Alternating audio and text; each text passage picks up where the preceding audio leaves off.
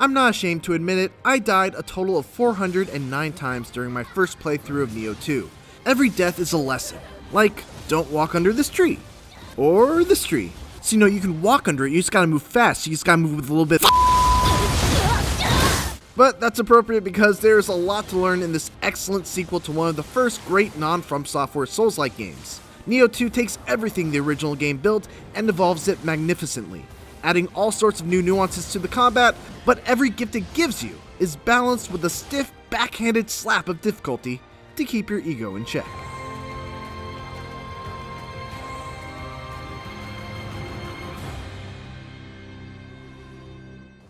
While Nioh put you in control of a fictionalized version of real-life Western samurai and professional Geralt of Rivia cosplayer, William Adams, Nioh 2 instead goes the route of the mute, custom-created character. It's a change that actually works pretty well. William was already basically a mute in the first game, so not much on that front is lost. And the character creator in Nioh 2 is amazing.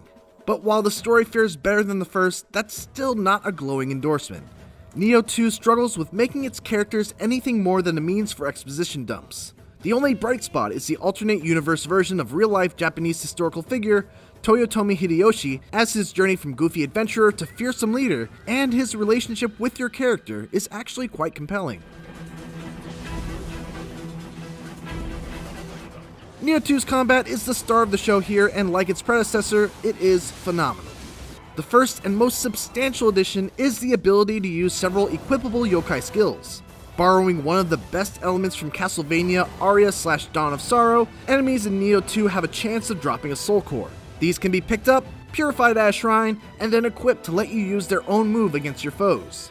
It's an extremely cool addition in a number of ways. First off, it adds rare, exciting loot drops in a way that Nioh 2's equipment system desperately needs, since exotic weapons are dropped like candy. It brings even more tension to the very act of staying alive since you drop your soul cores along with your accumulated Amrita currency, and most importantly, the moves you get from soul cores are fun to experiment with and offer a ton of variety in how you're able to approach different combat scenarios. While soul core abilities are very powerful, they're kept in check by leaving you extremely vulnerable to follow-up attacks after use. They also drain your anima meter, which is needed to use Nioh 2's second most substantial new addition, burst counters. Burst counters aren't functionally much different than the usual parries that you'll find in similar games. You time a burst counter right before an enemy hits you to stun them momentarily and deal a hefty amount of stamina damage. But what makes them special is how they can only be used against specific, extraordinarily dangerous red aura attacks, and how just about every enemy has at least one of these attacks to throw at you with only a second's notice. These attacks were terrifying when I first started playing, turning even weak enemies into huge threats that could kill me in one belly flop, unblockable grab, or flurry of blows. But as I gained experience dealing with them, learning the timing of when to burst counter, these once terrifying attacks became some of my best opportunities for inflicting damage. Reaching the point where something you feared is now something you look forward to is immensely satisfying, especially when dealing with Nioh 2's many fantastic bosses.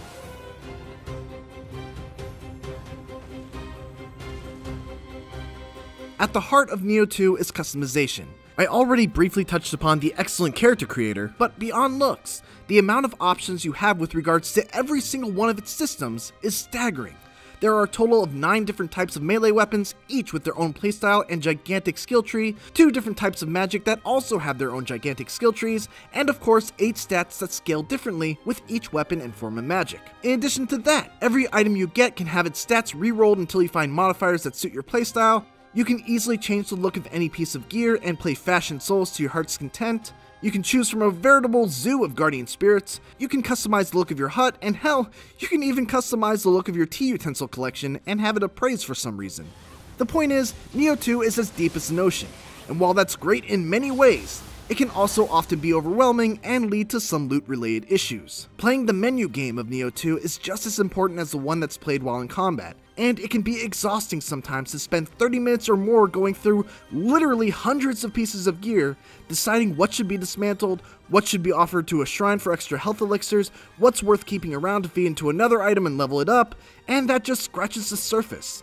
Nioh 2 essentially turns loot into its own currency, which cheapens the excitement of gear-based rewards from boss battles, quest rewards, and treasure chests, because the loot is almost never special. It's like opening a chest in Diablo and just getting a bunch of gold. All of this inventory management is important because, boy, let me tell you, Nioh 2 is hard. And you're gonna need every stat-based advantage you can get. New to Nioh 2 are yokai realms, which are areas shrouded with a demonic fog and populated by several powerful enemies. To make matters worse, while fighting in yokai realms, you have reduced ki recovery, making it much easier for you to run out of stamina and get your guard broken, which is almost always a recipe for death. On the plus side, you gain more anima in yokai realms, encouraging more liberal use of your yokai abilities. Once you kill the source of the yokai realm, the field will disappear and the enemies within will mercifully no longer spawn even after you rest at a shrine. Even though I've shouted my fair share of obscenities while inside a yokai realm, they're always a satisfying challenge to fight through, and the reward of essentially clearing a big area of enemies is always worth the effort. One of the really smart things about Nioh 2's approach to difficulty is that for everything Team Ninja made notably harder, they balanced it with something that makes it notably easier, if you're able to take advantage of it. Enemies have more dangerous attacks that they use more frequently, but you can turn those attacks into opportunities with the burst counter. There are yokai fields that dramatically inhibit your ki recovery, but you can now easily summon AI companions left by other players via benevolent graves. Bosses will turn the arena into a yokai realm every time you deplete their stamina, but you now have powerful yokai skills that regenerate faster while there. It took me about 55 hours to beat Nioh 2, and while every single hour of gameplay was challenging, none of the main missions ever felt insurmountable or made me think that I needed to grind in order to overcome them. However, some of the sub-missions definitely scurried a little too close to the line between difficult and unfair. It's in these sub-missions where I frequently found myself having to run a gauntlet of tough battles against multiple powerful yokai at once in wide open arenas where I'm almost always getting hit from off-screen. Or having to fight a boss that was already hard one-on-one, but now I have to deal with it alongside several gun or bow-wielding enemies that like to make my life a living hell. Fortunately, these sub-missions are entirely optional, and none of these situations ever came up during any of the main missions. In those, you can avoid being overwhelmed through careful planning and taking out enemies from afar with your ranged weapons.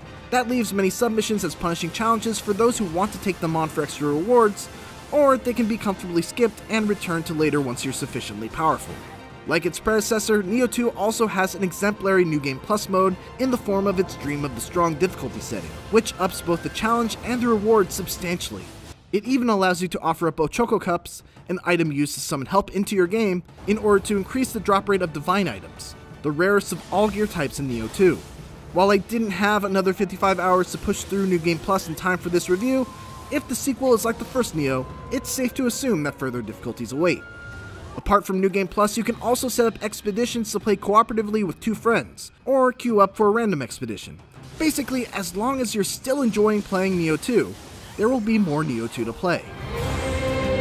Wait, also, before I wrap this up, can I just say how great it is that Nioh 2's load times are super fast even on a base PlayStation 4? In a game that has you dying this much, Team Ninja deserves some sort of medal for putting you back in the action so quickly.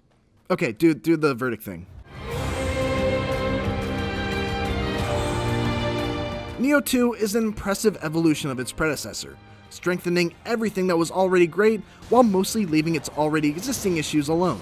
Its stellar combat is elevated by the addition of soul cores, burst counters, and the ways in which those two main mechanics affect enemy AI and how you approach battles. Its depth is impressive, even though that can also make it feel a little overwhelming due to how much time must be spent managing Nioh 2's many systems. If you're up to the challenge, Nioh 2 is no doubt one of the most difficult and rewarding games of this generation. For more Nioh 2, check out the first minutes of the game, along with our gameplay clips covering two of the bosses. And for everything else, keep it here on IGN.